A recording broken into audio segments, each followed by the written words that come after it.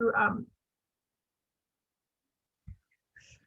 Welcome everyone, to let you know that the meeting is being recorded. Since it is 11:30 and I know we have lots to do in the time that we've allotted ourselves here. Even if others are joining us, I'm still going to go ahead and get this started.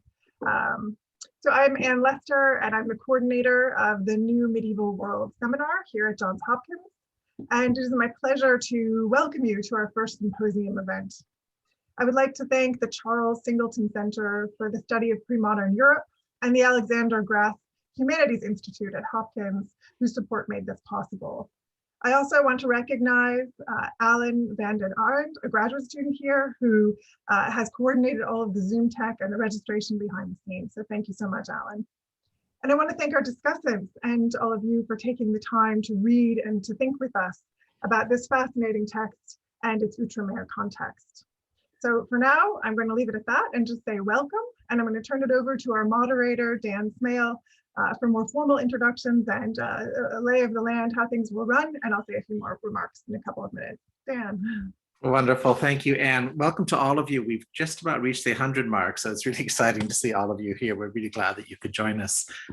My name is Dan Smale. I teach history, medieval history at Harvard University, and it was a real honor when Anne and Laura reached out to me to ask me if I would moderate this event.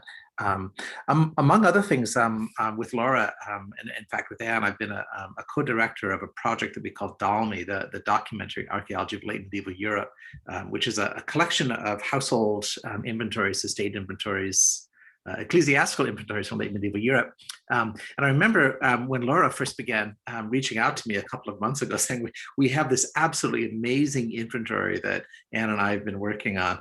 And it was so interesting to see this project developing from the early stages right to now. Many of you here, I'm sure, know a lot about household or estate inventories and how they've been used in European scholarship. The genre dates back, the study of them dates back to the 19th century, which is when a number of scholars, a number of erudits and folklorists began to really, develop our initial collections of inventories, and this obviously has developed tremendously over the 20th and 21st centuries.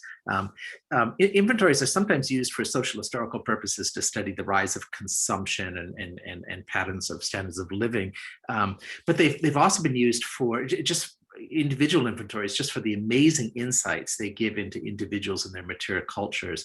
And that's in this particular inventory that we're looking at today of Eau de Nevers is one of those who falls into that genre. So just to give you a rough overview of what we're planning to do today, there's going to be 3 parts. So we're going to start off with a project introduction from Anne and Laura. Following this, we have a number of amazing discussants who very kindly agreed to come in and share their expertise on the inventory. And they'll speak for just about 10 minutes each. And following that, we hope to have time for a discussion session involving not only questions among the panelists, but especially any thoughts that any of you might have on what we've been discussing. If you do have questions, you can write to me using the Q&A function that should appear at the bottom of your screen, and then I will convey the question to the speaker or the speakers. And the chat function should also be open. You're welcome to use the chat during the event to share ideas or thoughts, and I will also be checking that from time to time. And if necessary, passing on some thoughts to some of the speakers. As Anne mentioned, if any of you have joined late, we are recording this event. We hope that's okay with all of you. We're aiming to finish by 1:15 Eastern Daylight Time. We may well go over a little bit, but we will certainly have a hard finish by about 1:30 Eastern Daylight Time. So here's where I'm going to turn it over to Anne and Laura, and let me just introduce them briefly. Anne Lester is the John Baldwin and Jenny Jokins Associate Professor of Medieval History at Johns Hopkins University.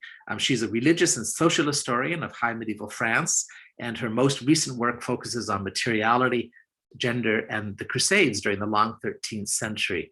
Laura Moriali is a visiting researcher in the Italian department at Georgetown University, and her research focuses primarily on the cultural history of the 13th and 14th century Italian peninsula.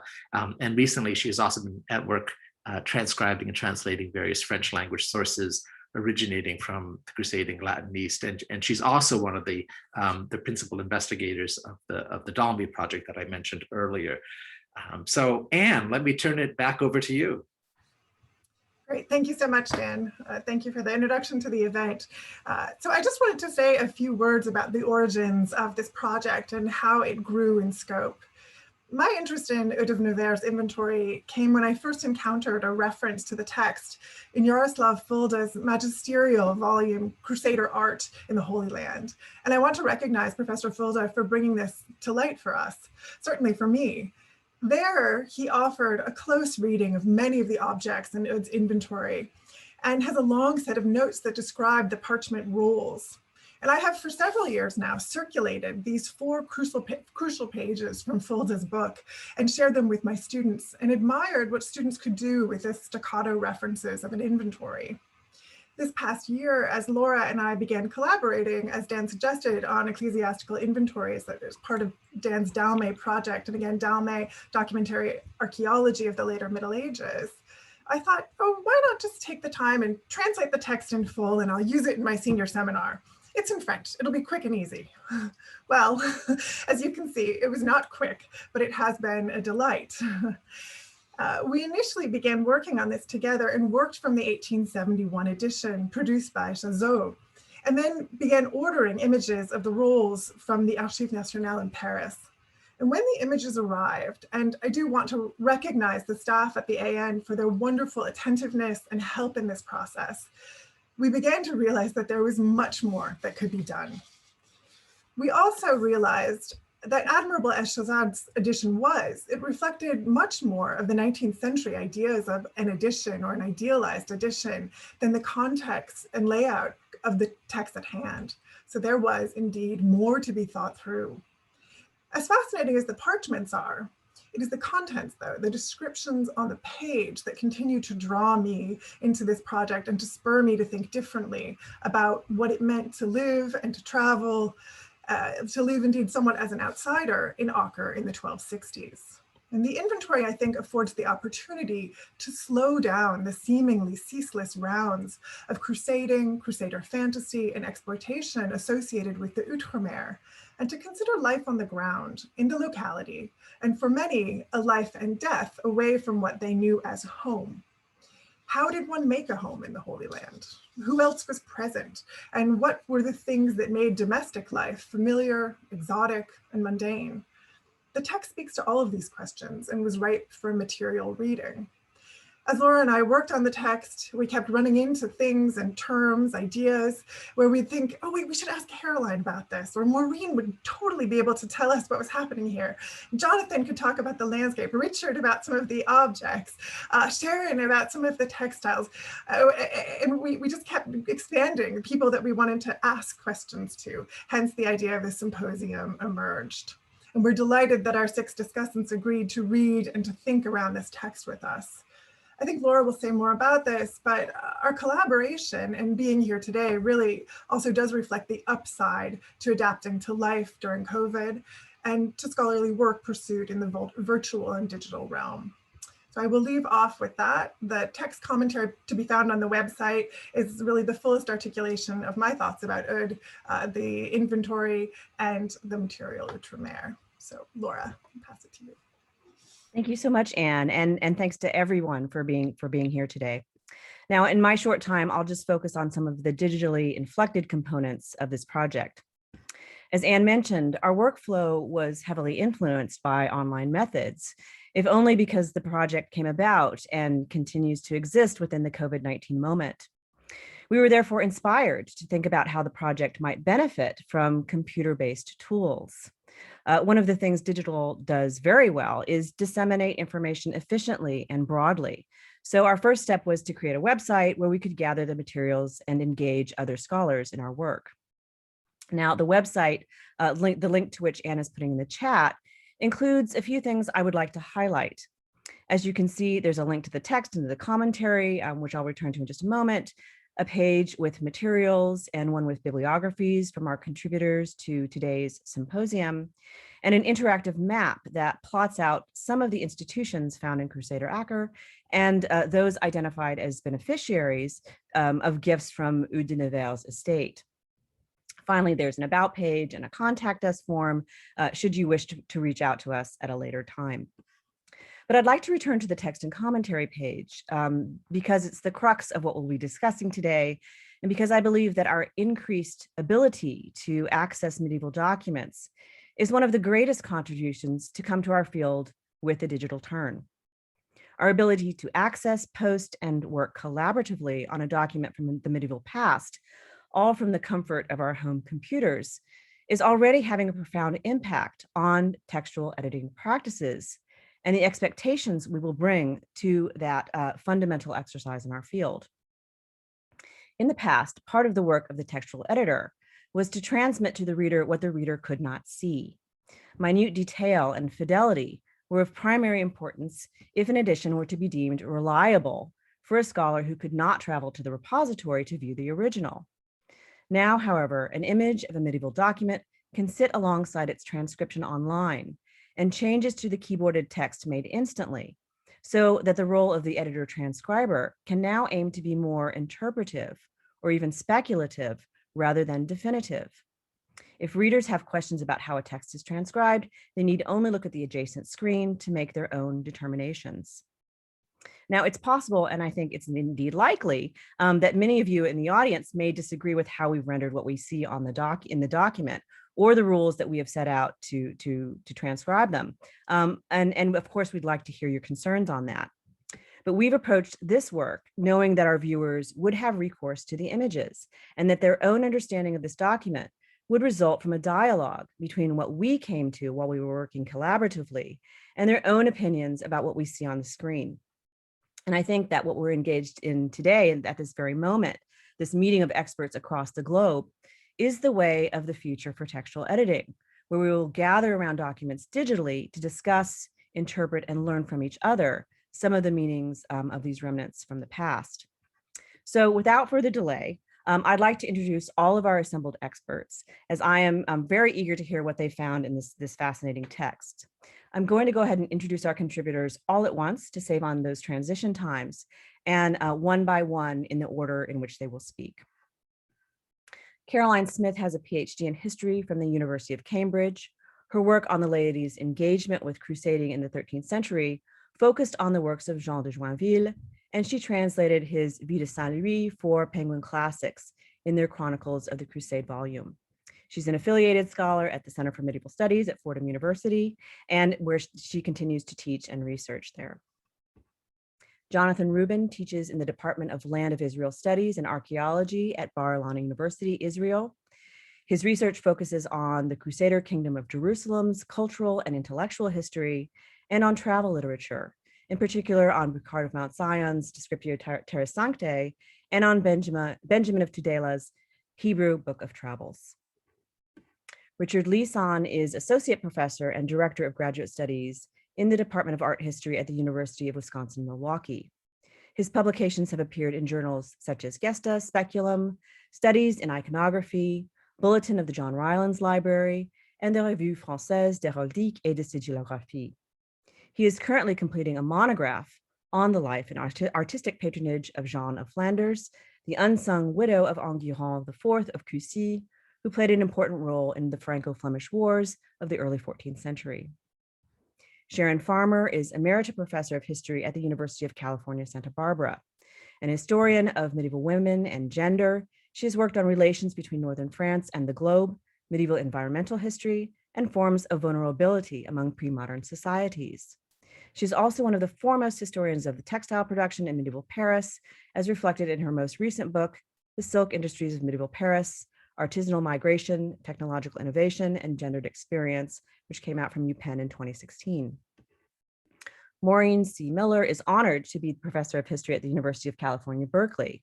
An ecclesiastical historian with an interest in material culture, her 2014 book, Clothing the Clergy, Virtue and Power in Medieval Europe, circa 800 to 1200, explored the development of medieval liturgical attire and its meanings.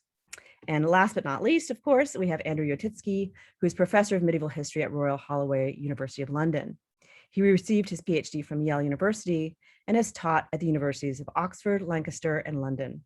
His research is concerned with religious life and institutions across the Christian Middle Ages, and he has worked extensively on the religious milieu of the Crusader states. His most recent publication with Bernard Hamilton is Latin and Greek monasticism in the Crusader states, which came out from Cambridge University Press in 2020. So you can see we have quite an esteemed assemblage here. So without further ado, I'm going to go ahead and pass the screen on to Caroline, who's going to start us off. Many thanks, Laura, and thank you to you and to Anne for inviting me to take part today. It's been a real pleasure to get to know this text a little more deeply than I did before, although sadly I'm only going to be able to really scratch the surface of the topics that Anne and Laura asked me to look at in my comments here. So, as Laura mentioned, as a historian, I've spent a lot of my time and energy on John of Joinville and his Life of Saint Louis, which is usually the go-to primary source for understanding and illustrating the experience of crusading in the 13th century. So one of the things I'm particularly interested in is the ways the life and the account inventory of Eudes de Nevers complement and contrast with each other in terms of their descriptions of the people and the things that mattered to crusaders. So one of the specific topics that Anne and Laura asked me to consider was Eudes' companions in Acre. In our limited time, I'm going to focus on the group as a whole, the kinds of people and relationships represented, rather than named individuals. So the account inventory captures a crusading household and people associated with it at a specific moment or series of moments in the weeks following Eudes' death in 1266. And it's really useful for understanding the extent and complexity of this military and social unit. And the first point I want to get across is the hybrid nature of this group. Some members appear to have had a service-based relationship with Eudes. They would have been long-term members of his household, and many or all of them probably traveled from France with him. So they included 4 household knights, a clerk, perhaps the person who wrote out the account inventory itself, a chaplain, and multiple chaplains are referred to at different points in the text, but only one is named. There are also 8 squires and 9 sergeants. Some of the 30 servants identified as garçons or pages in the account inventory, particularly those better paid of them who must have carried out more specialized tasks, may also have been long-term members of the count's household. But other servants were probably hired locally, along with the military specialists whom Eudes employed and paid in cash. So the account inventory mentions 4 Turcopoles, light cavalrymen, and 5 crossbowmen.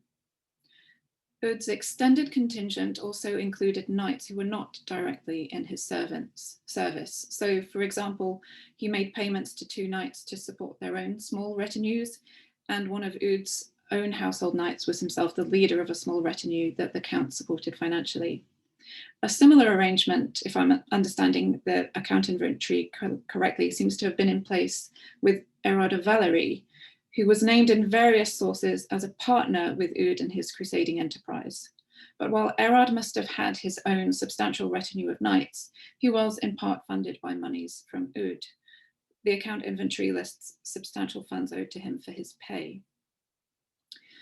So there was a patchwork of different kinds of bonds at work in forming Eudes' extended, larger contingent. While his household knights, squires, sergeants, and key non-military personnel may have formed a familiar and stable core, other relationships were more improvised and short-term. The account inventory represents a fascinating snapshot of how these complex relationships could bring a crusading contingent together. But what it doesn't do is convey how the size and shape of such a contingent could change over time. And this is where a source like the Life of Saint Louis can be really helpful.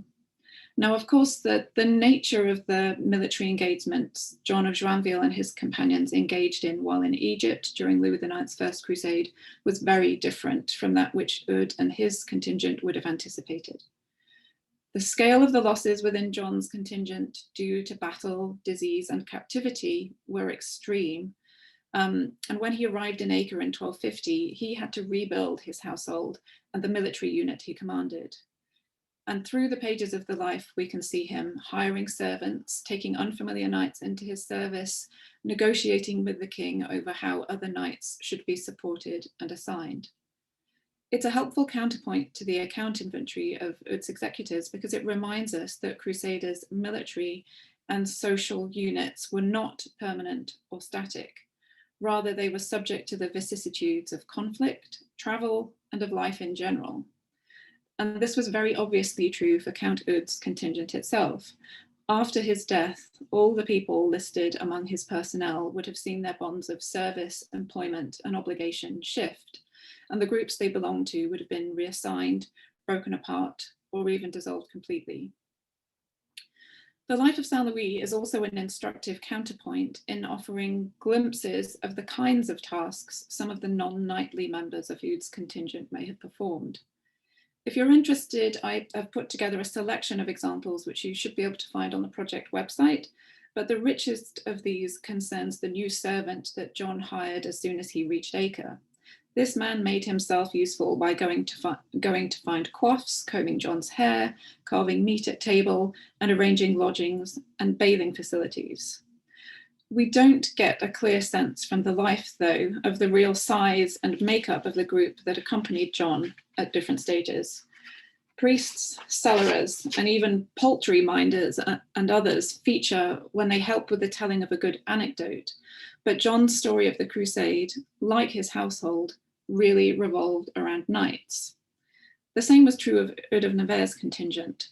So crossbowmen and light cavalry were essential to the defense of the Latin kingdom and were recruited in very large numbers by the French regiment and others, but appear to have formed only a small part of the Count's force.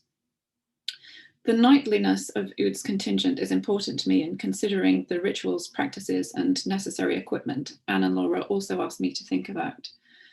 I won't linger on it here because Sharon and Richard will have much more to say about these top objects.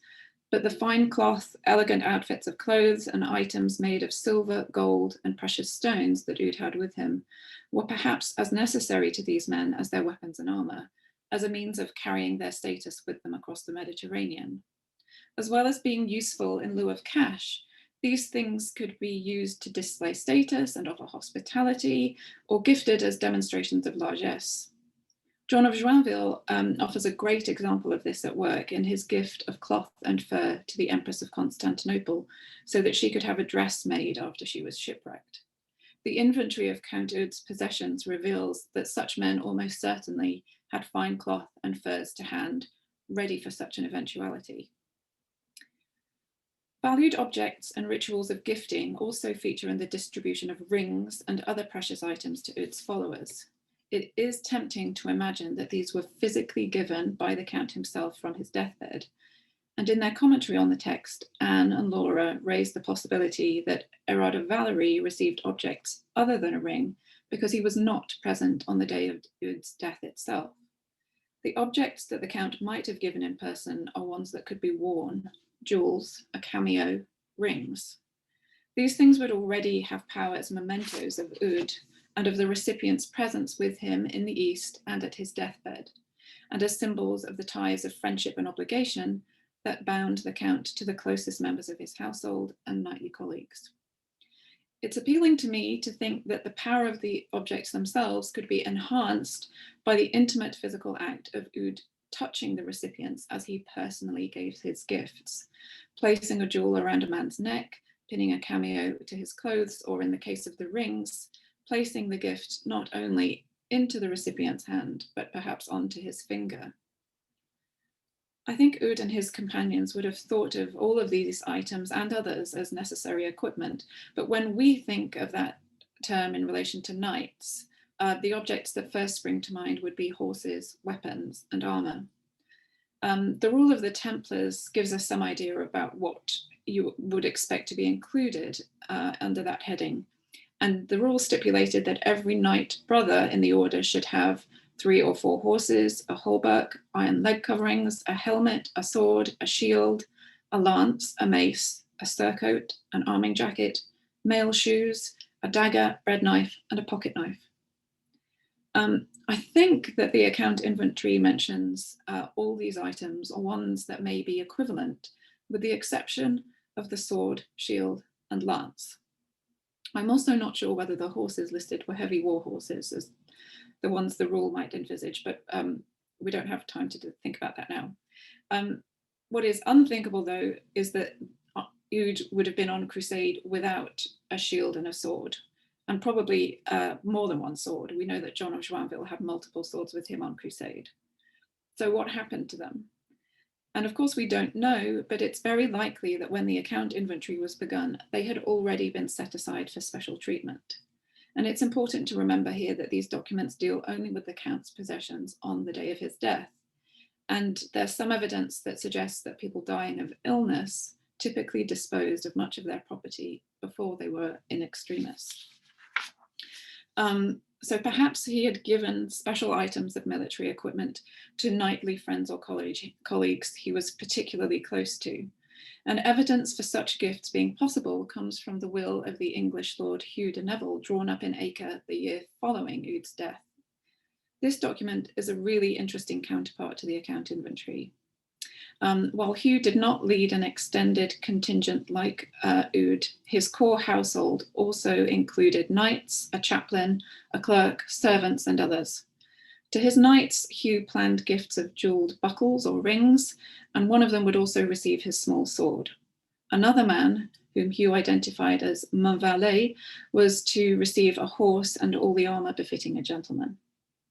Now, Hugh was not a magnate on a par with Eudes of Nevers, and his circumstances at home in England and his financial situation in the East were precarious. His will envisaged the sale of all his possessions, including horses and armor, to continue to support his retinue for a period. It's hard to know what would be included under the heading of armor, but it certainly could include weapons like swords.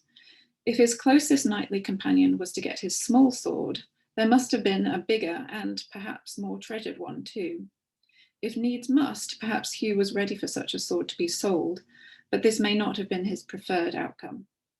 For many nobles, and perhaps especially for a man of elevated status like Eudes of Nevers, these symbols of knighthood and lordship would have had a special value that set them apart from their other possessions. In some cases, this meant their preservation as family heirlooms, an example of an inalienable possession of the kind Annette Wiener has described. Eudes' swords and shields may have been set aside to be returned to his family in France, or perhaps he envisaged they could commemorate him in a different setting. It is possible that they had already been deposited with one of the Latin kingdom's military or religious institutions to be displayed as evidence of the Count's presence in and dedication to the Holy Land. We know that these things happened. John of Joinville retrieved his late uncle's shield from the hospitaller stronghold of Crac-des-Chevaliers during the course of his own stay in the Latin kingdom. And he then placed it in the chapel near his family's castle in Champagne, so that, John said, his uncle's renown should not fade. This object would have had one set of meanings to the hospitaller knights who saw it on the walls of their castle, and another to members of the Joinville family and their neighbours, after John had reclaimed this dynastic memento. We can be confident that however Eudes disposed of his most valued knightly accoutrements, he intended them to have meaning to whoever possessed them and to those who saw or heard about them. I'm going to end with a brief comment on the way Eudes' remaining possessions were sold off, which may say something about the different priorities or concerns of individuals and institutions in Acre at this time. Some items were clearly purchased strategically with medium or long-term needs in mind. Geoffrey of Sergine the Elder, for example, bought bulk quantities of wine, salted meats, and kitchen equipment, entirely appropriate for the captain of the French regiment, who needed to plan for a lengthy stay and a household full of mouths to feed. Other selections appear more random. For example, among the lengthy list of items sold to the Templars were an iron blade, 2 pieces of gold embroidered cloth, and a chess set, priced together as a group. Perhaps this and other groupings of items reflect the particular needs or whims of individual members of the order, perusing the late Count's possessions as you or I might look at the offerings in a yard sale. Now, this is pure speculation, but these purchases are a useful reminder that the account inventory is not just a record of who and what was left at the end of Count Eudes' life. It also marks a new beginning. With his death, the people and things he had with him would find new usefulness, new roles, and new meaning. Thank you, Caroline, for those wonderful insights. Let me turn the floor over to Jonathan. Hi, let me share my screen, please. Okay. Okay. First of all, let me thank the organizers for inviting me. This is really an exciting event, and I think that this is really a great idea to gather people who work on different subjects and come from different fields in order to engage with a complicated text such as the Eudes account inventory. I would also like to start by saying that Laura and Anne, I think, if I may say so, have done a fantastic job on this text. So finding aspects of it which they have not yet covered was not so easy. This also means that everything I will present has the nature of nothing more than tentative proposals. The first thing I would like to say is that I think what Anne and Laura have done is a sort of microhistory, but indeed a very unique and original kind of microhistory. In other words, the power of this document is that it allows us to learn a great deal about one prominent knight in a way that is very extraordinary, at least for the Latin East. Like other microhistories, this raises the question of the ability to generalize for one figure concerning which we are very fortunate to have rich evidence to other figures concerning which we are not nearly as well informed. While this is always a dangerous procedure, I think that with due care and using the existing of often fragmentary information we do have about other figures, this is indeed possible. And for me, it is this in particular which makes the addition, translation, and commentary under discussion here so valuable. My second comment has to do with the temporal context of the transactions described in the account inventory. As Anne and Laura show, the Templars and their Acre headquarters played a central role in the procedures documented in the text. It is therefore noteworthy that at the time, the Templars would have been traumatized by a very recent event. On the 23rd of July, 1266, Safed, which was a major Templar castle, you can see its location here, surrendered to Baibars. Furthermore, the next day, its defenders, with hardly any exception, were executed. This castle was a very large one and of great importance for the Templars. You can see here a plan from the survey of Western Palestine and a piece of sculpture. So this event must have shocked them, and one can imagine what the mood they were in the following weeks as Eudes died and then his property had to be taken care of was. My third comment has to do with the fabrics, the Eastern fabrics that are noted in the text. So we hear in the text about the Tartar fabrics, Bukharan fabrics, and about camel hair fabrics. Anne and Laura comment that these materials surely communicated something unique when taken to the West. I want to stress, this is of course true, but I want to stress this just a bit further. I think that the purchasing of such fabrics has to do with an appeal that Eastern cultures had for some Latins visiting or living in Outremer. On a more learned level, such curiosity and interest led to the development in the Kingdom of Jerusalem of what I think we can see as an ethnographic tradition. And I think Andrew Tischke wrote about this already a long time ago. This tradition is reflected in texts such as the Tractatus de Locis et Statu Terrae Sancte, but also in Joinville's Vie de Saint Louis, And what we see in the account inventory, I think, is a reflection of a material aspect of this fascination or curiosity, which was expressed inter alia in the buying of Eastern products.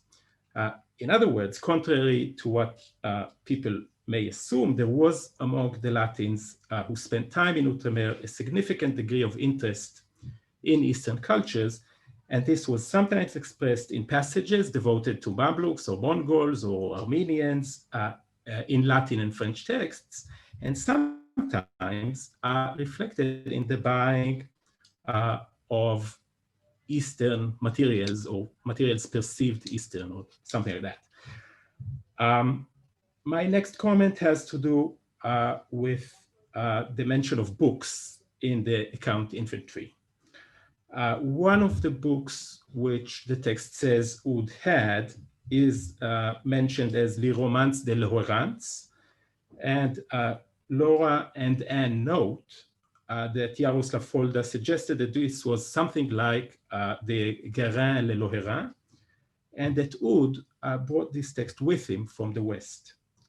That books such as this were sometimes brought from Europe to the Kingdom of Jerusalem can now be supported by evidence from two sets of fragments, which up to the early 20th century were stored in the Kubat al-Khazna in Damascus.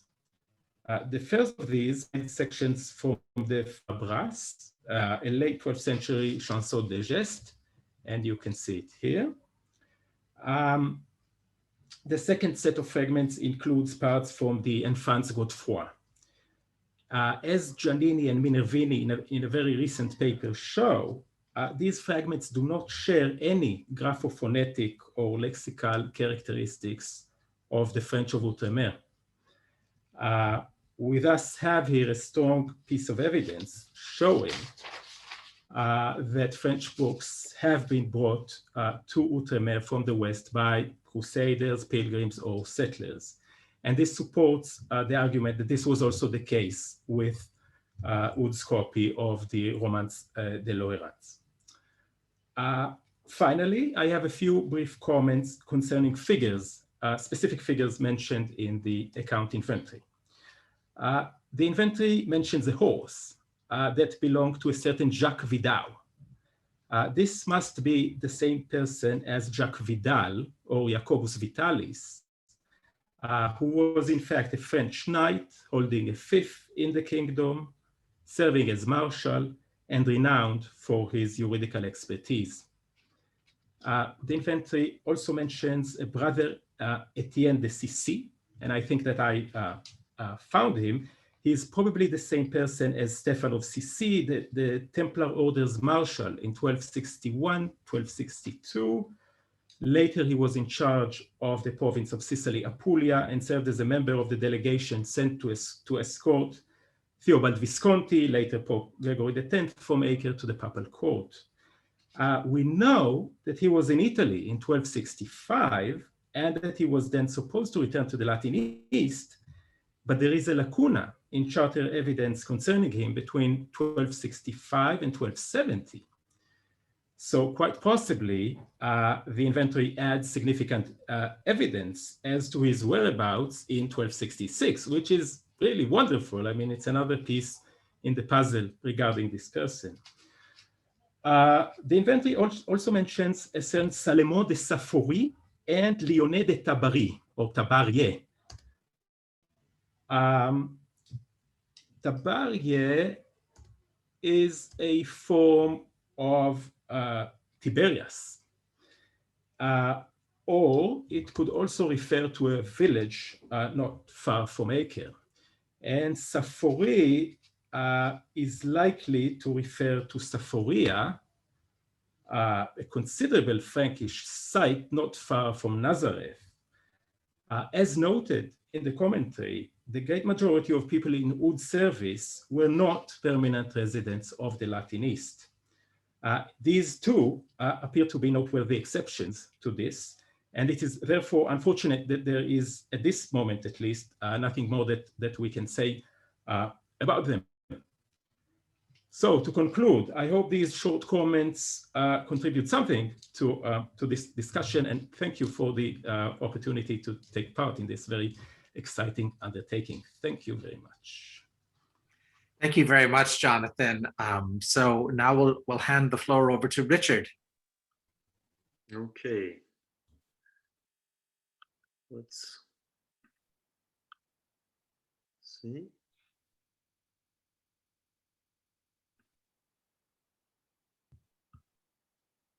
Okay. Can everybody see my screen? Yeah. Okay, thank you.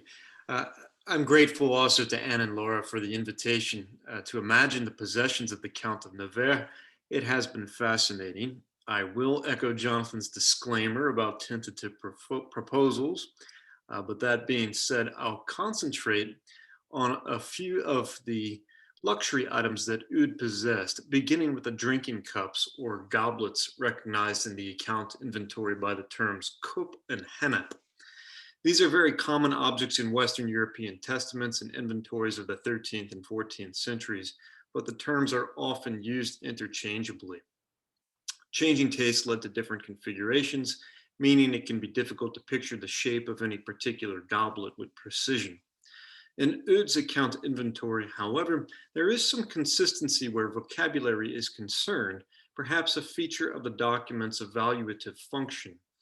The term cup is only used to describe a goblet with a lid or cover, so it follows perhaps that henneps are all cups without lids, at least in this account inventory. And on 1B recto, we find 17 silver henneps, probably a set, uniquely characterized in the inventory as sans pied. While we cannot be absolutely certain, the unique use of this qualification suggests that all of Oud's other henneps had a stem and foot, even if the entries for these items do not include the words à pied that so often modify the term hennep in, for example, late 13th century object lists. Indeed, it is the stem and foot configuration with wide mouth that the term hennep seems generally to have brought to mind from the late 12th until at least the middle of the 13th century. Around 1225, for example, Viard advises that one might use a hennep of just this sort to craft a sing and cry automaton. So the Count's 17 henneps without feet probably look something like this early 14th century example at the right, now in the Louvre. But what about the footed henneps? The only surviving luxury hennep with a demonstrable Crusader pedigree is the silver gilt cup shown here. It was excavated in 1982 at the ruins of the Church of St. Sergius at Rasafa, north of Damascus, and is today in the Syria National Museum, although there is an excellent electrotype in Bonn. It had got to Rasafa before the destruction of that city by the Mongols in 1258 or 1259, and may have been used in the liturgy. Before that, it was in the possession of a Syrian woman, Zain al-Dar, whose name is inscribed on the rim in Arabic. And this is, I don't have her name on the PowerPoint here, but this is the only evidence, the inscription on the cup of this woman's existence. And just by the way, if we could find any other reference to her, it might help to settle the precise date of this object. The same inscription reveals that she, Zain al-Dar, gave it to the Ayyubid fortress of Jabar on modern Lake Assad. But before that, as proved by the ensemble of 11 French and English shields engraved in the vessel's basin and its configuration, this was a Crusader's drinking cup. The cup's discoverer, the archaeologist Thilo Aubert, compared it to a handful of analogous silver drinking cups excavated in European treasure hoards. Because these objects were portable wealth, like so many of Oud's possessions, their exact place of origin is usually undeterminable. Many of the parallels Aubert adduced for the Rasafa hennep have been attributed to England or Scandinavia, and it's worth noting here the Old Saxon and Germanic roots of the term hennep itself. Along these lines, I show you here an excellent example offered by Sam Fogg in 2019, which may very well be English. The engraving technique employed on this cup strikes me as somewhat similar to that of the shields in the Rasafa vessel, but the best parallel for the Crusader cup is another vessel, which only recently came to my attention. The object on the left was offered in 2011 at Sotheby's Paris, listed as French around 1180, but otherwise without provenance. I don't know where this cup is now, but it would seem the best parallel for the Rasafa vessel. The configuration, material, dimensions, the fracture, the repoussé scale work. At first glance, I'm very tempted to conclude that the two cups were made by the same hand, or at least the same workshop. And while a French provenance for the Sotheby's cup needs further substantiation, on the face of it, this object strengthens the case that the Rasafa cup was made, if not also engraved, in Northwestern Europe. Of course, it is the 11 heraldic shields engraved in the basin that clinch the Rasafa cup's association with Western Crusader nobility. To whom these shields refer remains something of a mystery, but they surely signified actual persons. The central shield is that of the lords of Coucy, or that family's cadet branch, the Beauvais of the Amiens. Both lines boasted great crusaders. Raoul, Lord of Coucy, and his uncle Robert of Beauvais died on the Third Crusade. Raoul's cousin, the redoubtable warrior Algaron II de Beauvais, died in 1225, a veteran of the Third, Fourth, and Fifth Crusades, as well as a prolonged stint on the Albigensian Crusade. One of these men, it seems, brought the cup to Outremer, but exactly when remains uncertain. The traditional heraldic argument for the cup's association with Raoul of Coucy and the Third Crusade is not determinative, and it may be that the vessel was engraved as late as 1216, when Raoul's son Algaron III of Coucy supported the future Louis VIII and the prince's invasion of England, and was afterward brought to Syria by Algaron II of Beauvais. The Rasafa cup may have been reserved for ceremonial circumstances, dynamically or ritually shared between kin and allies, a mechanism for fostering and sustaining noble bonds. This social function was tied to such objects regardless of late 12th or mid-13th century context, France, or Outremer. And this detail from the mid-13th century Morgan Picture Bible, where Michal, David's estranged wife, is restored to him, the couple's ruptured bond will be repaired by a drink from the king's hennep. And notice the fellow at the left who tugs on his neighbor's tunic, who seems to be saying, "Come on, man, pass the wine." This anecdote is probably closer to the usual scene around the Count of Nevers' table in his acre house, which, to quote Anne and Laura, was a decidedly masculine space in which male solidarities were reinforced through naming, gifts, and personal memories. And this brings us to the Count's most prized goblet. It appears in a prominent position on roll 1B. That list Anne and Laura take to have been written immediately after Eudes' death, where it is called the silver goblet set with stones and enamels, which was believed to be of gold. It must be the same object that appears twice on 1A, where it is consistently valued at 25 pounds tournois, and on the verso called the silver gilt cup set with stones and enamels, which was believed to have been made of gold. Now, this phrasing, believed to be and believed to have been, is fascinating. The compiler's language suggests that at some point in the object's history, although it is not clear when, this silver gilt vessel was erroneously believed to have been entirely gold, a common mistake made about silver gilt objects to this day.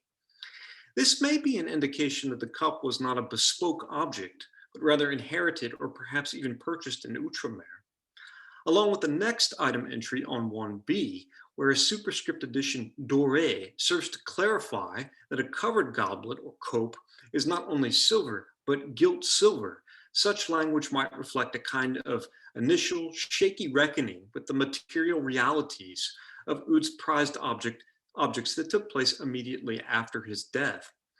It also suggests that the realities of metalwork were as mysterious for most in the 13th century as they are today. This is not to say, however, that Eudes' best hennep was without material value or aesthetic interest. We are told that it is set with stones and enamels. Enamels were highly prized in the mid-13th century, and just as an aside, it's interesting that they appear even before the jewels at one point in the list. The combination of stones, perhaps glass cabochons, and enamels brings to mind a small group of Limousin ciboria from around 1200, the most famous of which I show here, the so-called ciborium of Maître Alpé. At least once this object has been characterized as a covered drinking cup, what Eudes' inventory would describe as a cope. But the main problem with comparing Limousin enamel work to Eudes' prized hennep or any of his silver cups is that the base metal for such Limousin vessels was usually copper. So I'm still on the lookout for a better parallel for the Count of Nevers' prized hennep. And again, we should not rule out the possibility that it was acquired, perhaps made in Outremer, and even I suppose that it was not a Frankish object, perhaps even Byzantine. But what I find most interesting is the apparent emotional value of Eudes' cup. Ultimately, it seems to have been accepted by Eudes' executor and friend Hugh of Olgaron in lieu of the final 25 of the 150 pounds owed him. That he took the henna rather than the cash might reflect the sentimental value the cup held for Hugh, an emotional charge like that of the other very personal objects he was assigned or entrusted with, namely the ring given the Count by his father and the ring destined for Eudes' heir, Jean Tristan, both tokens of power and prestige that adorn the Count's person. And by the way, I love Caroline's imagining of the rings being put onto the figures of these household knights. Similar to the rings, Hugh probably remembered the cup in the Count's hands, perhaps proffered to him at table. The cup probably returned to France with him, a cherished reminder of his former lord. I'd like to end with another powerful object category, the jewelry and precious stones. There is no doubt that the Count's memory remained alive in these most prized possessions given to his closest friends and allies, as Anne and Laura posit. This is also true of at least one other jewel or jewels Eudes gave to his daughter, probably before he left for Outremer, in which case, surely in a less masculine context. These were rubies, stones the lapidary's credit with protective powers, a fitting gift a father might make to a daughter he feared he would never see again. In 1308, 40 years after his death, the second of Eudes' three daughters, Marguerite of Tonnerre, widow of Charles of Anjou, former titular Queen of Jerusalem and Queen of Sicily and Naples, died without issue.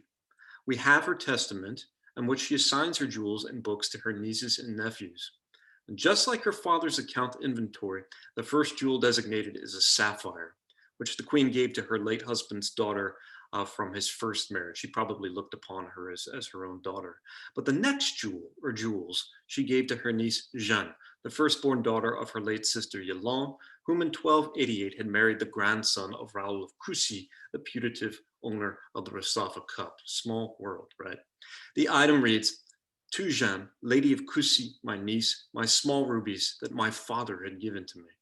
It was clearly Marguerite's intention that Jeanne remember through the rubies not only her aunt, but her crusading grandfather who died so many years before in Outremer. Thank you. Thank you, Richard. And now we're going to be shifting from hard objects to soft ones as I turn the floor over to Sharon to begin the discussion of textiles. Okay, let me just make sure I know how to share this screen. Are you seeing my screen? Are you seeing my screen? Yes, we do. Okay, all right, great. So, yeah, again, I want to thank Anne and Laura for the wonderful opportunity to, is your screen being covered by people's images or are you seeing the full words? We have it. We can That's see fine. it. Okay, great. So I want to thank you for this, for inviting us to participate in this discussion of this wonderful text, and also for doing a translation. And I just want to emphasize that when you translate, the task of translating textile terms is extremely difficult. And in fact, I think that Anne and Laura will very much appreciate Françoise Piponier's introductory comments to her extremely useful article, à propos de textiles anciens principalement médiévaux. The first challenge, she says, and what a challenge, vocabulary. Other than a name and imprecise classification and a price, medieval sources provide very little precision concerning the actual textile that lay behind a given textile name. Medieval consumers knew what such terms meant to them, but in most cases they never bothered to tell us what particular characteristics they associated with particular textile names. Guild statutes and account books can help us narrow the analysis, but terminology and technical requirements could change from one town or region to another, or from one century to another. And in any case, as we'll see by looking at some magnified images of a particular type of silk, some of the most important details were never spelled out in the text. And then there's the problem of names that appear to be similar but referred to textiles that were distinct, and names associating textiles with a particular place of production, even after other centers of production had started producing the same textiles. We have that phenomena today with textiles such as crêpe de chine, which is not always made in China. So concerning textiles that show up in the inventory, let's start with two textiles whose names associated them with particular places of production. Drap de Tartare, Tartar cloth, already mentioned, a cloth that was made in the Mongol Empire, and Bukhara cloth, cloth that was associated with the Silk Road town of Bukhara, which is now in Uzbekistan. Tartar cloth shows up with some frequency in European inventories and account books from the 13th and 14th centuries. So they do show the valuing of things from the East, but it's not necessarily you don't have to be a crusader to have had these things in your possession. These were extremely valuable brocaded silk fabrics that were woven, usually with a lampas weave, with some kind of gold thread. And here's a nice example from the Cleveland Museum from the 13th century. In most cases in the 13th century, these fabrics did indeed originate in the Mongol Empire, as the name suggests. By the early 14th century, though, the picture gets more complex because those extremely clever silk weavers in Lucca figured out the lampas weave technique of Tartar brocades. So 14th century Western account books began to refer to Tartar cloths of Lucca. And we know, in fact, from the physical examples, that the woven silk and gold brocades from Lucca could look and feel very much like Tartar cloths of gold that came from Central Asia. In this source, however, I think we can assume with relative certainty that references to Drap de Tartare refer to silk and gold brocades from the Mongol Empire. Another textile in this inventory with the name referring to an apparent place of origin is Bukhara cloth, which was in all likelihood made with cotton or linen. The name seems to point to the Central Asian town of Bukhara. However, in a manner similar to that of 14th century silk weavers in Lucca, cotton weavers in Italy soon unraveled, so to speak, the secret of Bukhara cloth, or buckram as it came to be known in English. So by the mid-13th century, a cotton cloth from Italy called buckram or bokorama began to show up in European account books. So there's no way for us to know with certainty where Oud's Bukhara cloth was actually produced. Then there are two textiles with names who look very much alike, but that were in fact quite distinct, Camlin and Camlot. In both cases, the name seems to associate the textile with camels. Camlin, however, was a type of wool cloth that was produced in northern France and the Low Countries. The 13th century author John of Garland suggested that the name referred to the camel-like color of the cloth, but that wasn't always the case, since some inventories refer to white camlin. Oops, I'm sorry, stick there. Camelot, by contrast, was an extremely warm cloth that was produced in various centers in the East and Middle East. It was sometimes produced with camel fur, but in some cases it was produced with some kind of goat fur, most likely mohair or perhaps even cashmere. Okay, and then I want to turn to the problem of rendering into modern parlance the name tiratan, another name for a textile that comes up in the inventory. We know that tiratan was a textile made with two different fibers, linen, cotton, or silk for the warp, and wool for the weft. But what happens if we try to translate that technique into modern terminology? Blended fabric is certainly a possibility. I worry, though, that readers might assume that the blending took place at the level of the yarns, as is frequently the case today with, say, cotton polyester blends. Another possible translation for tiratan would be linsey woolsey, which was indeed woven with both wool and linen yarns.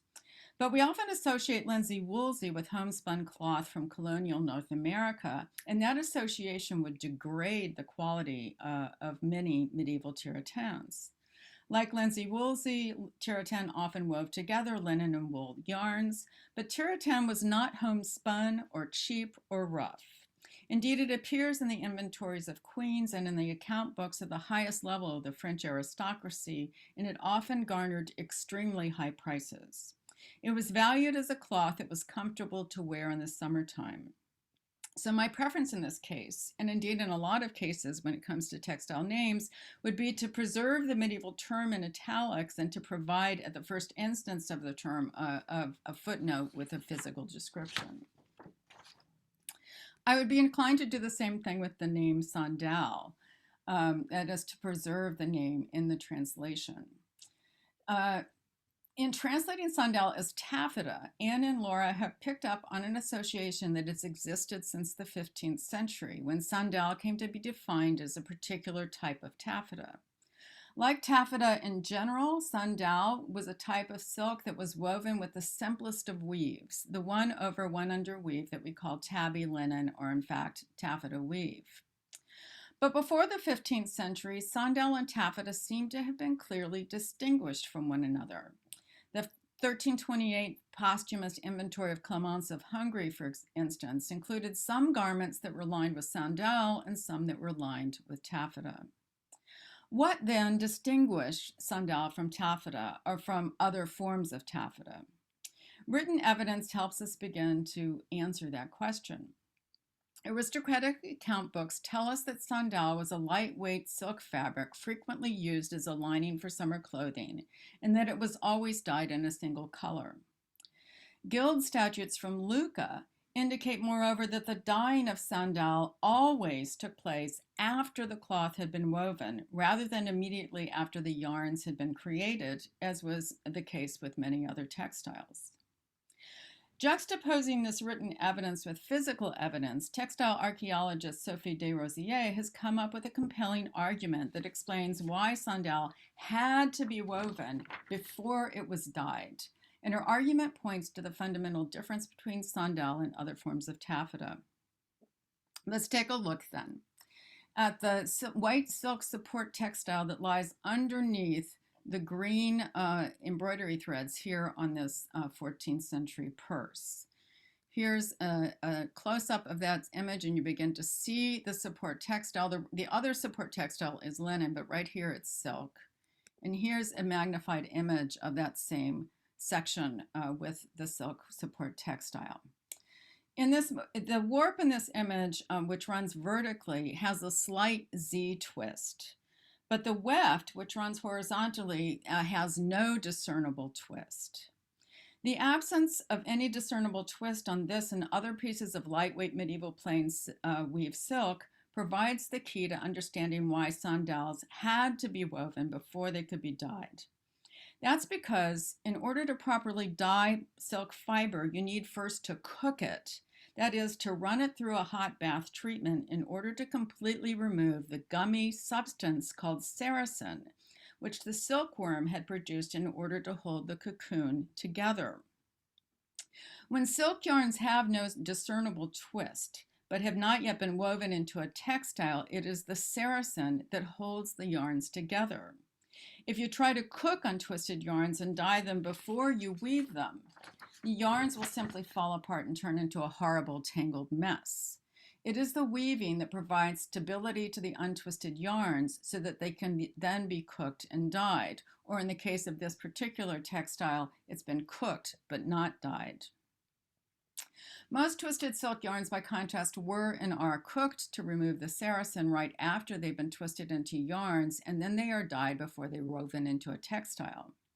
In sandals, the cooking process that followed the weaving removed 25% of the weight of the fiber, leaving discernible spaces between the yarns and the weave of the sandal, hence the lightweight, extremely supple nature of the fabric. Many taffetas, by contrast, are not merely supple, they are crisp.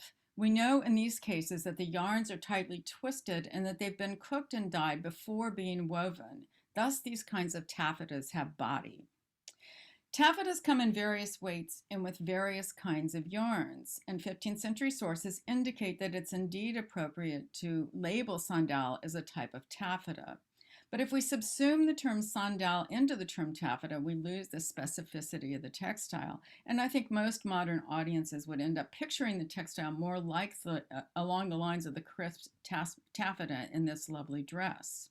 So again, my preference in dealing with this particular textile term would be to preserve the original name in a translation and to provide a footnote explaining what scholars have come to agree upon is the meaning of the name. And that's it. I'm done. Wonderful. Thank you, Sharon, for those really important insights into the way in which we translate and talk about textiles. So let me now turn it over to Maureen. Great. Thank you so much. And again, thanks to Anne and Laura for pulling me into this pleasure of reading this inventory. And for all of you out there listening, if you're just at a point in your semester where you need some intellectual pleasure, treat yourself to a visit to the website and a read through this incredibly interesting document. I really appreciated what Carolyn has beautifully unwrapped for us about the way that this document actually reveals a Crusader community and what kind of community that was, but also the social diversity within it. Something that my former student, Joel Pattison, has been calling attention to in the world of the Fondaco, that behind every merchant, there was a great entourage of lower status people that made the institution run. Here too, we get at least a glimpse of those people doing the work of keeping up the communal household. Second, I was really struck by the way that this reveals the financial underpinnings of what keeps any household or any project or movement going. And although we may think there's something distinctive about these Crusader religious orders, that they're so involved in financial transactions, that is not true at all. Monasteries throughout Western Europe were making loans and were heavily involved in finance. And this is something that most church historians, especially believers, are a little bit hesitant to highlight. It's a great topic for those of you out there looking for a good one. Now, in terms of the specific terms that captured my interest, there are several. And here I'll focus on the material directly relating to ecclesiastical objects that are evident in the inventory. Now, as is obvious with a close reading, there are two distinct and interesting uses of the term chapel. And here the translators are fully aware, but I'd like to draw out the significance of these differences. One, of course, is a space within the lodgings, and the inventory seems to indicate that there was an old chapel, and then the Count had created a new one. The clearest indicator of the chapter as a place is the mention giving the amount received, quote, for boiled leather chests where the chapel was. And this past tense spatial reference combined with references to the new chapel makes it clear that the Count had made and decorated a new space for liturgical activity. And I think thinking through the possibilities of this might be interesting in terms of what were the purposes of building a new space. Was it better to accommodate the size of his household, or was it a space, frankly, for the display of wealth, power, and the performance of Crusader spirituality? I think likely the latter. The main listing of liturgical options and investments also introduces the things for the chapel, another mention of this space. Now, This brings us to the second use of chapel, and this refers to the most impressive elements in the liturgical apparatus. From the late 12th, 13th century, it became fashionable to commission matching sets of vestments done up in precious fabrics and embellishments. And these sets get immense in the later Middle Ages and into the early modern period, with matching vestments for the main celebrant and a cast of at least dozens, if not more, of deacons and concelebrants and subdeacons, etc. But what you have here in the inventory is a chasuble, what's called a tunic. I might translate it tunicle, a dalmatic, two things here called clopes, which I might translate cope, all of cloth and of gold, plus a stole and a maniple. And this is basically the kit of a prelate. Perhaps one visiting to do the count the special honor of celebrating Mass for the household in his chapel. But it could also be parceled out rather than layered. I mean, obviously, if one as a celebrant wears all of that cloth of gold, it's a heavy outfit, but it could also be used to outfit those participating in the liturgy, so they all looked matching. Okay, so I raised the possibility of visiting prelates because this kind of set made all of cloth of gold I've seen mainly in papal inventories, sometimes archiepiscopal ones or cardinal wills. This is very elite stuff. And it's a little bit hard for me to imagine that basically the chaplain you brought along with you might have necessitated commissioning or acquiring a chapel, a suite of these matching vestments made up of such fine stuff. And I have a bunch of references I can send, and I will send to you, of the way that this appears. It's royal stuff, literally, and that it also is very frequently found, for example, in preparations for a royal coronation, the commissioning of or the acquisition of all of this gold cloth. And in ecclesiastical inventories, as I said, it's definitely, at least in my experience, associated with papal, cardinal, archiepiscopal levels of the hierarchy. Now, also worthy of comment in the inventory of the chapel's apparatus is the reference to the reliquary, quote, the reliquary that the patriarchs gave the count. Now, this is probably, as you've translated it, a reliquary, a portable altar. And here the count would be fully in accord with contemporary canon law, which specified that it was the local bishop that gave permission to have and use a portable altar. I was struck by the reference, plural, to patriarchs. And I'm assuming this would have been not only William of Aachen or Guillaume II of Aachen, Patriarch of Jerusalem, who was then resident in Acre, but then likely also the vicar for Oppizo Fieschi, who was the Latin Maronite patriarch. He had been constrained, actually, he was, this Oppizo was very briefly in Antioch, but then constrained to retreat to Acre because of the unsettled conditions soon to be consummated in the loss of Antioch. We know, however, that Oppizo was himself definitely back in Italy on the 5th of August in 1265 at the hand of, or at the side of Charles of Anjou. So Oppizo, who was actually the titular Latin Maronite patriarch, was not present in Acre, but surely there was a vicar there. And so that might explain why this is in the plural, though maybe others have other possibilities here. Other things I think worthy of note, there are references to the amounts paid by for the stole of the chapel, which is then crossed out, and of the stole and maniple of the new chapel.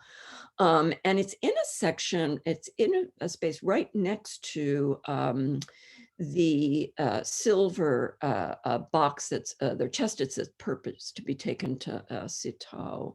And I wondered, since these things are juxtaposed, whether the stole and maniple would be going as a gift to Citeaux along with whatever's in the heart and other things. That would be an appropriate gift, and this was a very common practice. This I found really interesting, this reference about, quote, the cloth that was made of gold, and this phrase was threaded through the Count's heart. Thinking in terms of the Spicer, I had a hard time thinking about the threading the through maneuver here. And perhaps I am not a specialist in Old French, but I did some mucking around in those Old French dictionaries. And perhaps this usage is actually derived from embroidery. I take it that percez, I'm probably mangling the pronunciation, is from percier, to pierce, to penetrate, which would clearly be an embroidery a verb. And so I'm wondering if this usage is derived from embroidery and basically means the cloth that was made of gold and decorated or embroidered for the Count's heart. Just a suggestion, although it's that threaded imagery is lovely until you actually think about the thing that's being sent. Generally on the liturgical attire within the chapel, it's interesting that there's a distinction between the old stuff, the old chasuble, and then this new suite of garments that the chapel of garments made of cloth of gold that were for this new chapel. One wonders, was the old stuff just what the chaplains brought with them from Europe, or was there some inheritance from what might have been in the lodgings that they took up, probably occupied by a previous Latin Christian? Let me see.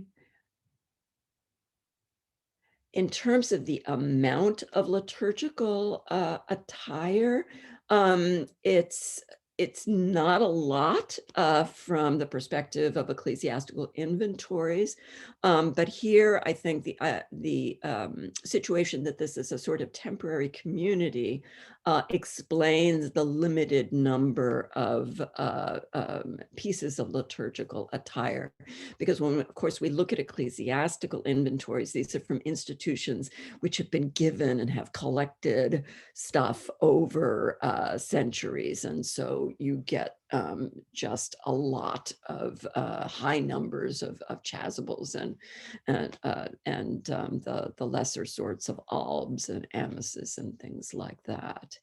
Anyways, I'll end my comments here and thank again the organizers, Laura and Anne, for inviting me to have a look. And I'm going to send you all of these citations so you don't have to redo the research that I enjoyed doing on your behalf.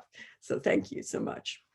Thank you so much, Maureen. And let me turn it over now to our final panelist, Andrew. Thank you very much. I'm going to share my screen.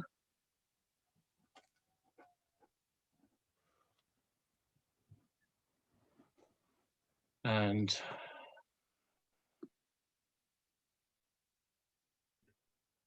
yeah, okay. So I'd like to start, like other participants, by thanking Anne and Laura for a very kind invitation to take part in this exciting symposium.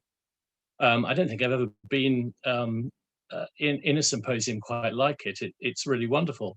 And also congratulations on the amazing work you've done on the inventory. And thank you for your intellectual generosity in allowing us to share in your work on it.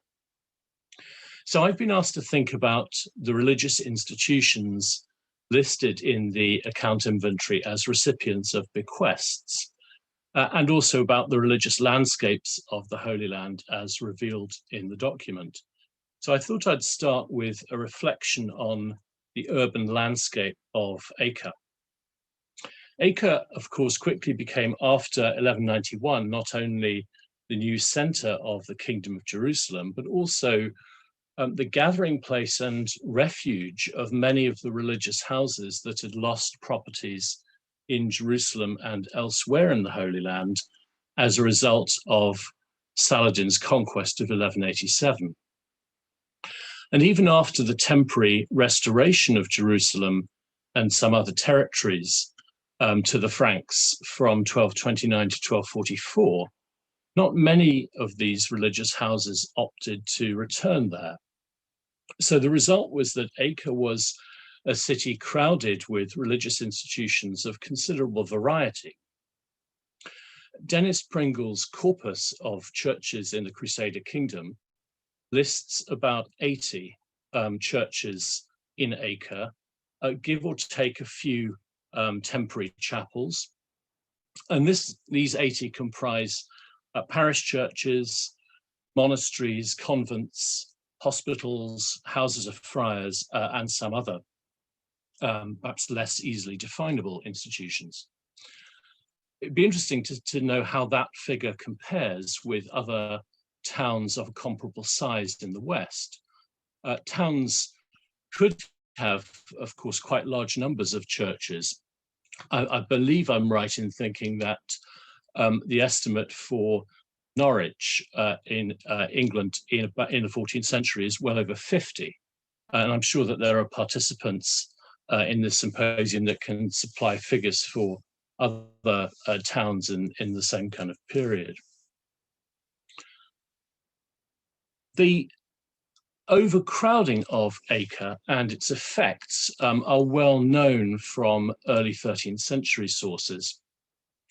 So the Knights Templar moved out of the city, they moved their headquarters out of the city in 1218 to the newly built castle of Athleat, just a few miles down the coast from Acre, because of the urban noise, crowding, smells, generally the kind of unsatisfactory nature of urban Acre.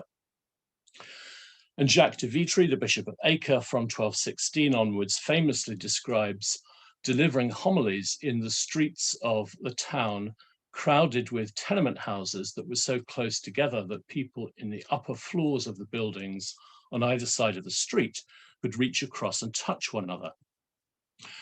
And this kind of overcrowding made the construction of the suburb of Montmoussard necessary. That's Montmoussard as shown on this map, is this suburb here, but probably actually extended quite a bit further. And this grew throughout the 13th century so that it became probably larger in extent than the original town. Pilgrimage texts from the later 13th century, and I'm thinking here especially of Burchard of Mount Zion, on which Jonathan Rubin is of course the expert, evoke an image of the cities of the Holy Land as being full not only of pilgrims, but also of various undesirables and lowlifes and criminals from all over Western Europe.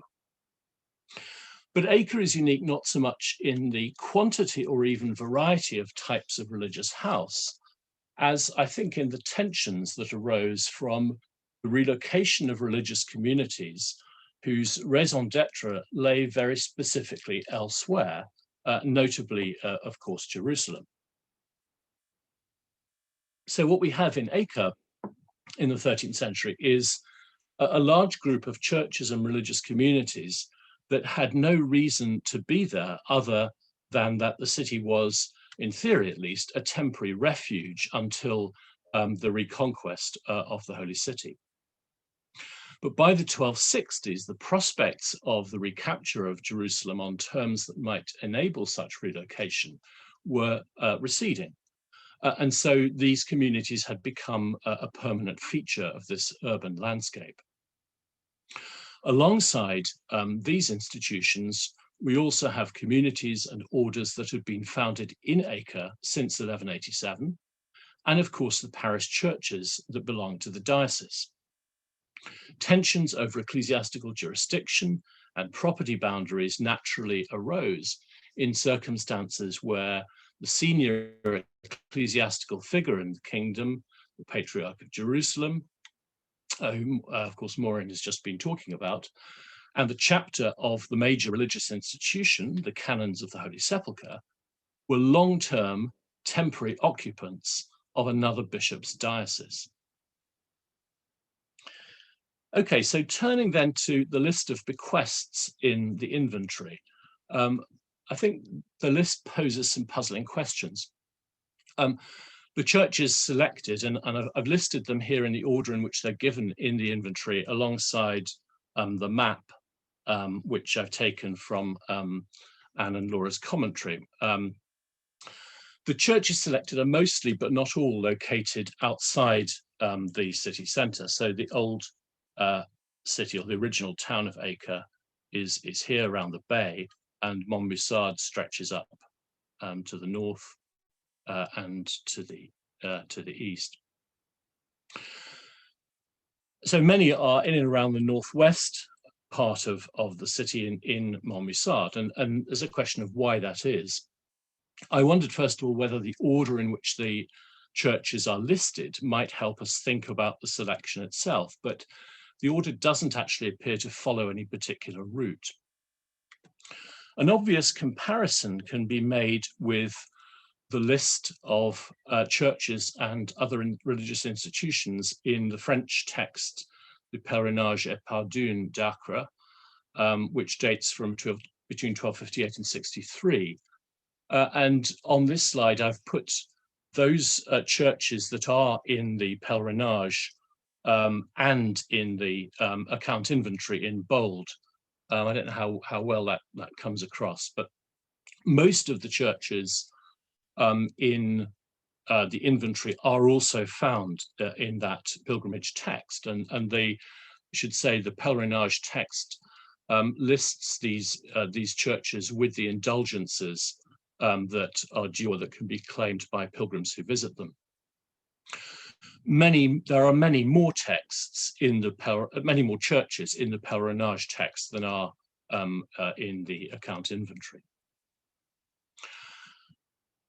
I then tried to reorder or think about ways of reordering the list by type of institution.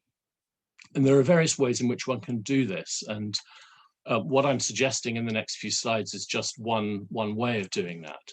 So one can think, for example, about dividing them up or grouping them according to monasteries or institutions following a rule, monasteries and so on. But I think the one that yields the most interesting result for me is this grouping, the grouping I'm going to show you in this and the next two slides.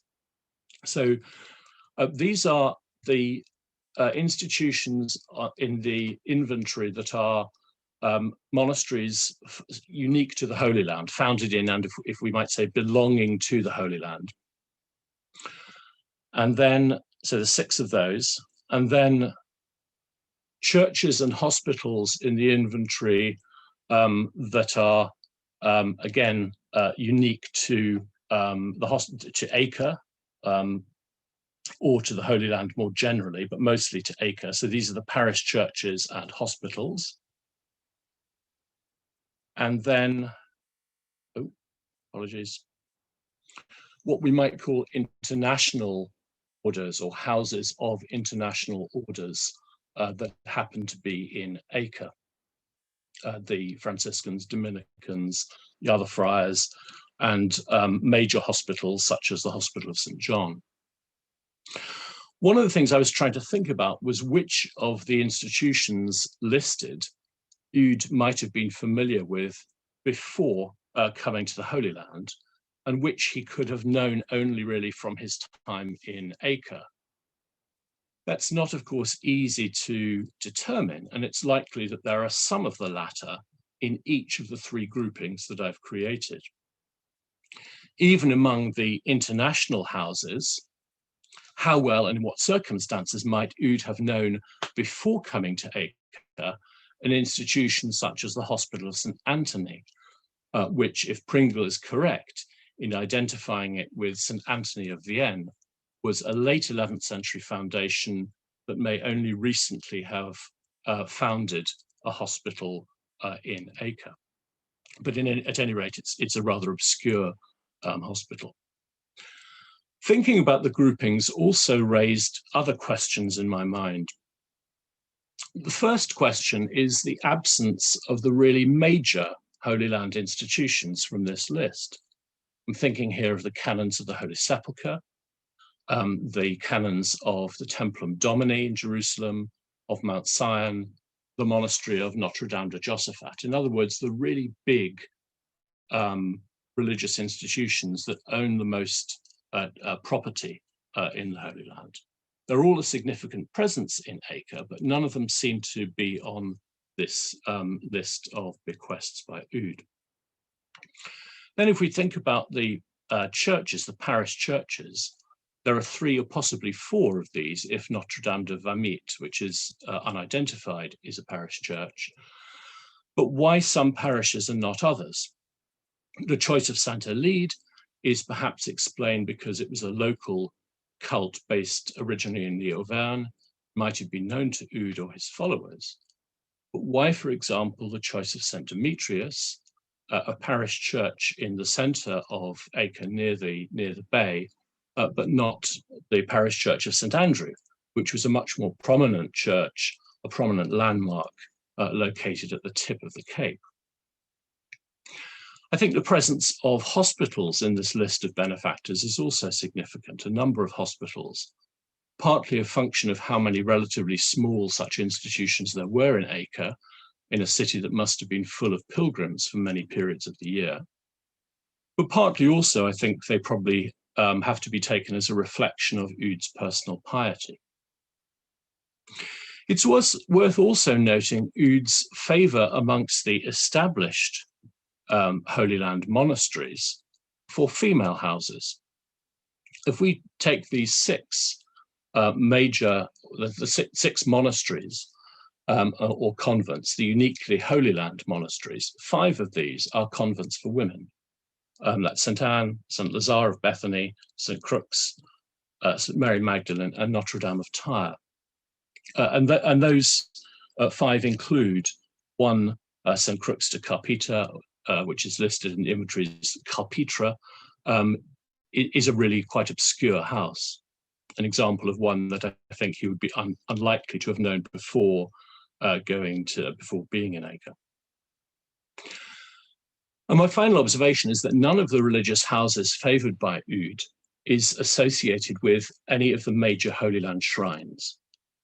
We do have, it's true, Saint Lazare of Bethany, associated with the tomb of Lazarus in Bethany, and the Premonstratensian monastery of St. Samuel, associated with Montjoie near Jerusalem, and St. Anne, associated with the supposed house of the Mother of the Virgin Mary in Jerusalem.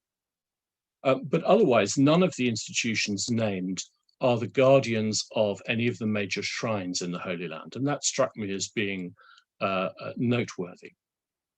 Most bequests seem to be going to institutions that were doing charitable work, to a few parish churches, or to orders that reflect an active ministry at the time of Oud's presence in the Holy Land. Okay, I'm going to stop there.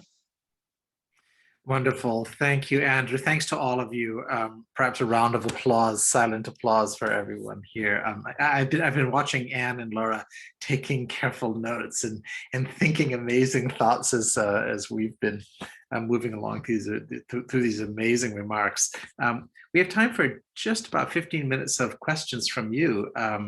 And we already have a couple in the Q&A, so I invite anyone who has questions for the panelists to just enter them there, and I'll convey them to the group as a whole and to the speakers. And excuse me if I don't pronounce your name in exactly the right way as I begin.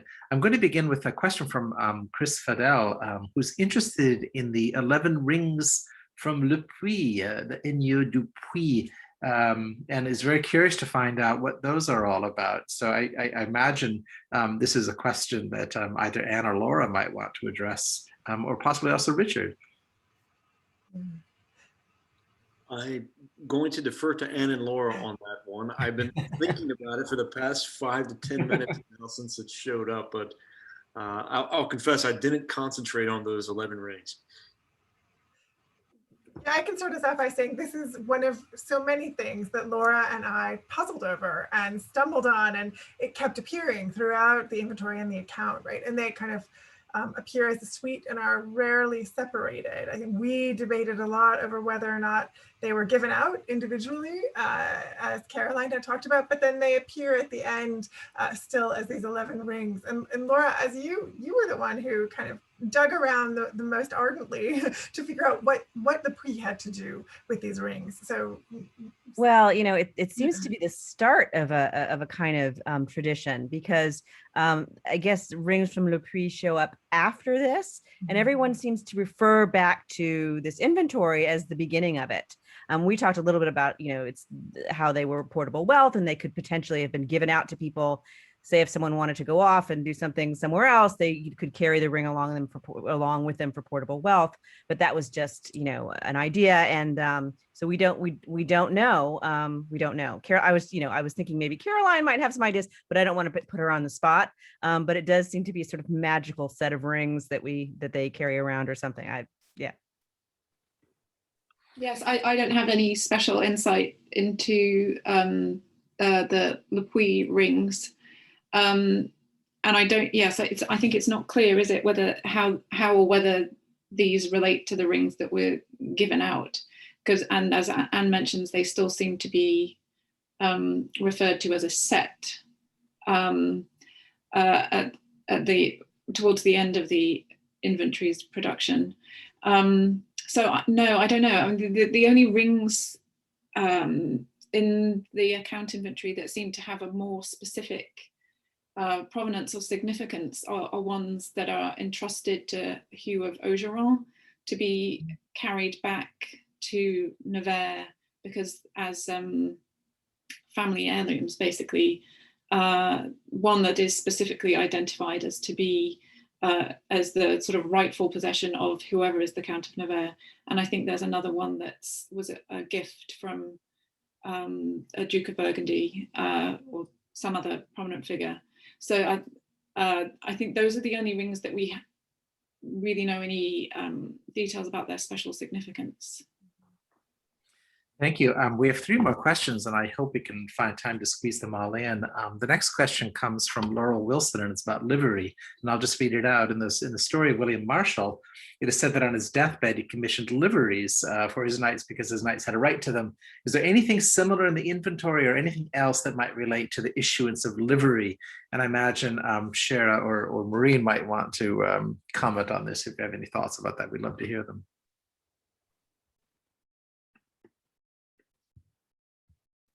I don't have anything specific to say. I think Caroline suggested that he you know, it's significant that it looks like he brought some textiles with him, that he would have been giving textiles to members of his household, but it doesn't seem to come up in the context of the deathbed itself.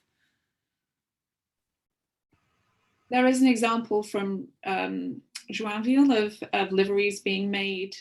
I think that's specifically after the release of some of the captives who were remained in Egypt after the initial release of Louis and his companions. A later wave of lower status individuals arrived in Acre. If I'm remembering it correctly, Joinville had liveries made at that point for people who were going to, I think it's specifically Champenois, people who would go into service then in Acre. But that's obviously not a deathbed context, but just in case that's of interest.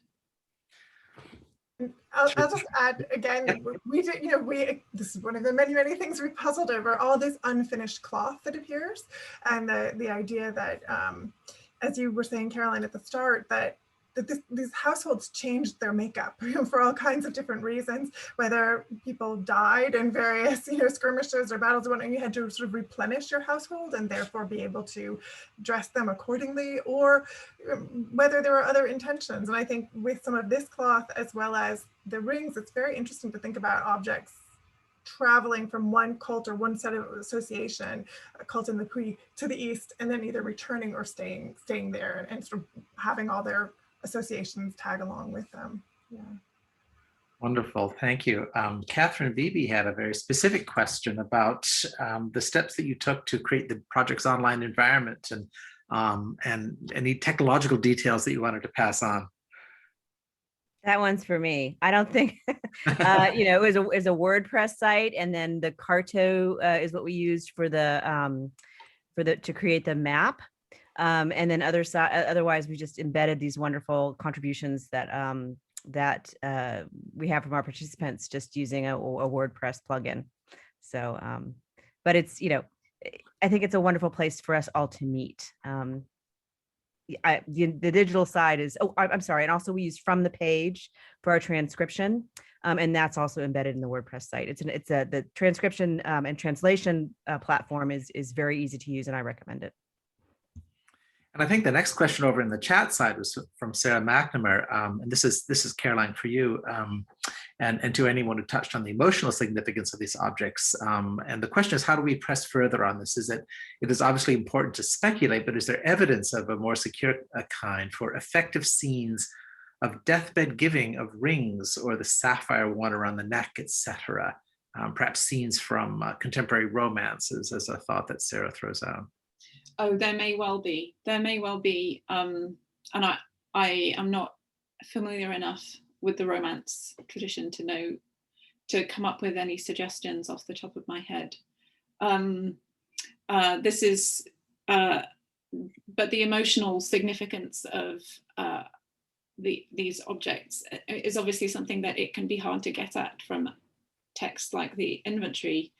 So I'm always on the lookout for examples like that, and there are one or two from Joinville that I won't bore you with now, but I was interested in looking back at William Marshall as well for this possibility, but he's not, he doesn't make the kind of personal physical gifts that it would be appealing to see him make there. So no, I don't know of any examples, specific ones, but other people may. Can I just follow up on that real quick?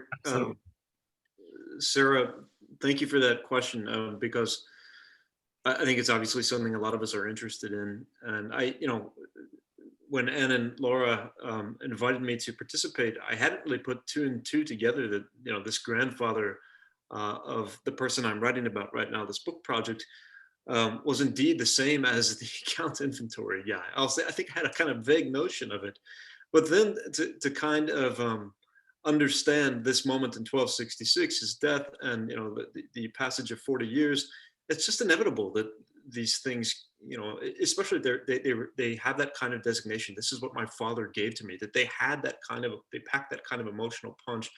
And I agree with Caroline's general sense that, especially in the the popular literature and the vernacular literature, there have to be areas that will, or mentions of the giving of stones that will help to elucidate these situations a bit more. And I'm on the lookout for anything to do with rubies to that end. Thank you. We just have a few minutes left, so I'm going to read out a few comments and a few questions that have arisen, and if there's time to answer those from the panelists. First of all, Andrew noticed that Adam Bishop had asked whether Opizzo de Fieschi, the patriarch of Antioch, was the same Opizzo who was Innocent IV's nephew, and Andrew's able to confirm that, which is a fascinating bit of insight there.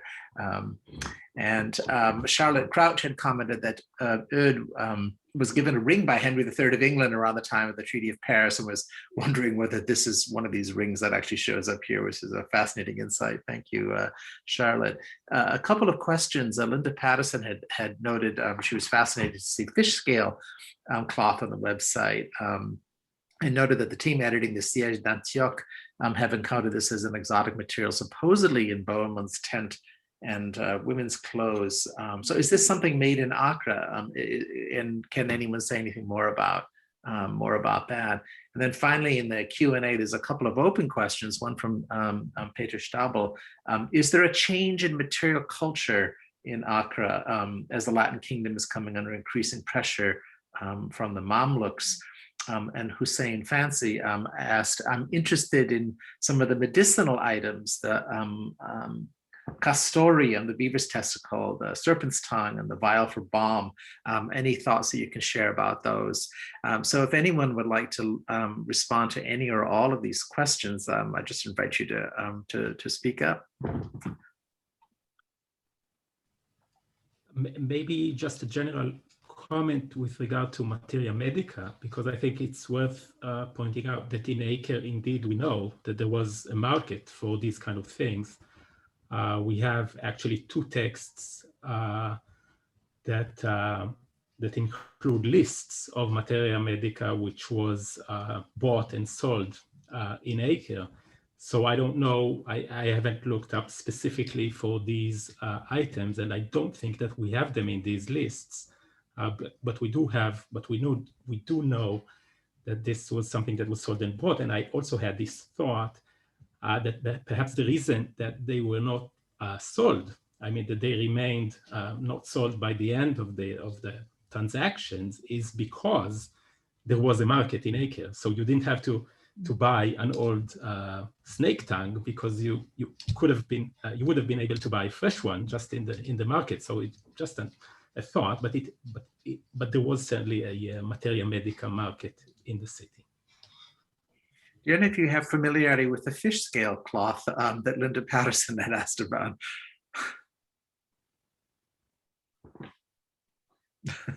Well, that's a mystery, Linda. So I can admit, I'll admit one thing. I'm incredibly grateful for the reference, because I mean, that was a photo I took when I was in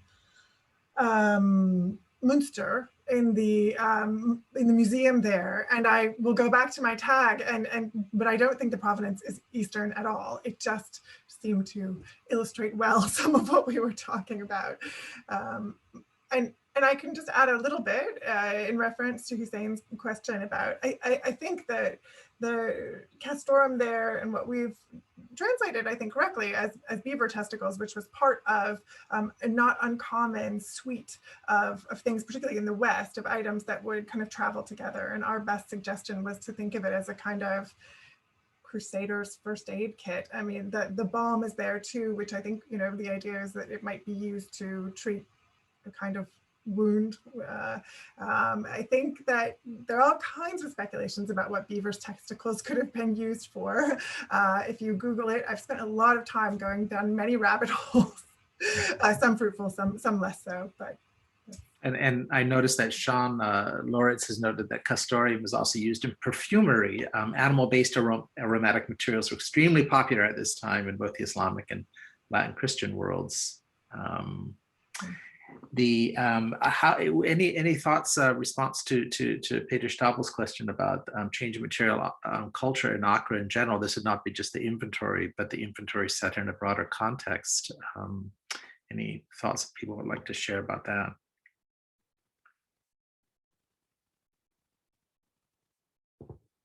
Well, it's a great topic. Again, one of the wonderful things about this seminar is, and I hope that this website will live on, because I'm already thinking it would be great to organize a seminar, an undergraduate seminar on what you can do with, figuring out okay, what might a ring of Le Puy have looked like? Was it a style that became particularly fashionable, or, you know, what are the many uses of beaver testicles and fish scale cloth? So, I mean, I think that's one of the great merits of bringing together. And I'd also like to thank the organizers for making evident, you know, what is basically our dependence upon the expertise of so many other scholars. You know, the publishing media that we have of monographs and everything sometimes doesn't communicate how community-based all of our research is. So thank you for highlighting that. And just moving a little back earlier in the comments, Therese Martin had noted that Ana Rodriguez has some examples of stones given in a recent article, and she's posted a link to that. As we begin to wind up, there was a question, Laura, about the posting of the recording. So perhaps you could say a little bit more about the future of the site and where any participants can find the recording in the future.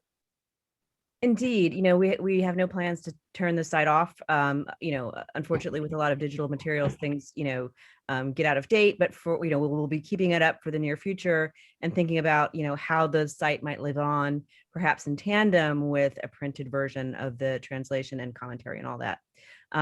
What I will say too, if I can take just a small moment, once again, to thank everybody, but to say in particular that what I liked about this conversation was that I think traditionally and previously this account inventory has been seen from a very French perspective, right? We're asking questions about, you know, French people on crusade. And I think what you all have done for me today especially is help me see better the sort of outre-mer aspects of this document. And to, you know, Anne and I have been struggling with thinking about how this document represents the place in where it was created in many different ways. And having that expertise come up, and of course, Peter's question was a great one to think about, you know, what was changing in Acre. But you all have helped bring to, you know, in starker relief those elements that I think have been overlooked in service to a larger French narrative. Right, Western narrative. So I appreciate that specifically. Let me turn it over to Anne for just a few final words as we sign off for the day. Yeah, great. Thank you, Dan. And this is not in my script, so a quick comment off script, which is to say to anybody who, please keep the questions and comments and thoughts or reflections coming via email, and you can go to the website and contact us, and there's a form to do that. But I just wanted to sort of refine that a little bit more, which is to say, you know, Laura and I are hoping to work this up into a publication, and we hope it will be something that will be useful for classrooms as well as for scholarly audience. But we'd be really interested to know if there's additional things we could put in alongside its inventory that might be helpful. We've thought about maybe including a translation of Rutebeuf, who has a poem as a lament for Eudes, or possibly other poems having to do with the Outre-mer. The fantastic testament will that Caroline spoke about at the beginning of this, of Hugh Neuville. That's a wonderful piece of comparanda as far as I'm thinking. So, you know, please, we would really appreciate that and appreciate feedback on how you might envision, as you said, Maureen, using this or directing students to this project. We're really committed to keeping this an open conversation. It has been such a pleasure for us to meet twice a week to do this and to have it be as a project that unfolds in a dialogue. So we would love to continue that process. So yes, now that we are approaching 1:30, I will just take a few minutes to make a few announcements that I do have written down here, which is to just call attention while I have you as a group to two upcoming events. The first is please consider joining us in about a month's time for the Clara Plenary Roundtable that follows the Medieval Academy of America's annual meeting. And the roundtable is on the topic of digital epistemologies.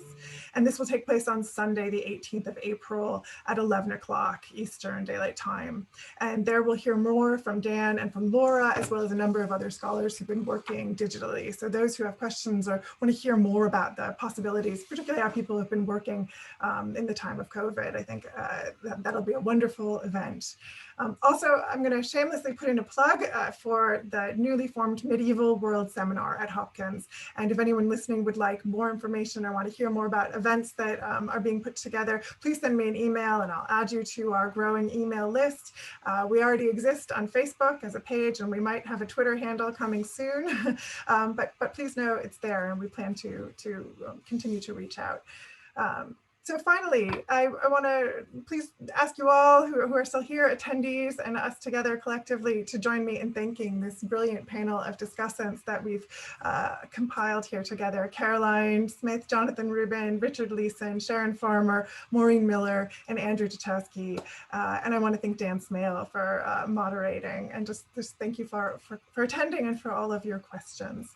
So again, please contact us if you've got some follow-up information, and thanks for being here.